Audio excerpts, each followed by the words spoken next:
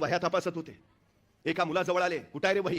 आणि तो मुलगा म्हणाला, गुरुजी विसरली. गुरुजी संतापले, हात पुढे कर. त्या मुलानं हात पुढे केला आणि छडी मारणार त्याच वेळी गुरुजी त्याच्या हाताकडे बघत म्हणाले, तुला मारून तरी काय उपयोग आहे?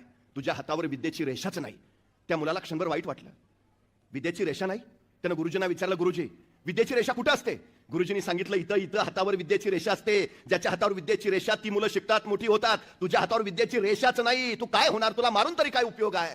त्या पोरला काय वाटलं कुणास ठाऊक, ते ताडकन वर्गाबाहेर गेलं. 5 मिनिटांनी परत आलं, त्यावेळी त्याचा सगळा हात रक्ताळलेला होता. गुरुजींनी विचारलं, काय केलंस? आणि तो पोरगा म्हणाला, गुरुजी त्या विधात्यानं जी माझ्या हातावर विद्येची रेष काढली नाही, ती बाहेर जाऊन मी चाकून काढून आलोय.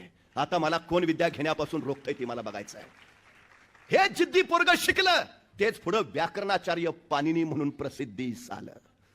तुम्ही ठरवायला हवं, उरात फक्त जिद्द हवी. करायचं आहे, बनायचं आहे, बस तुम्ही बनूच शकता. बाकी काही अडचण नाही. तुम्हाला अडवणारं कुणी नाहीच आहे, सगळ्यात महत्वाचं.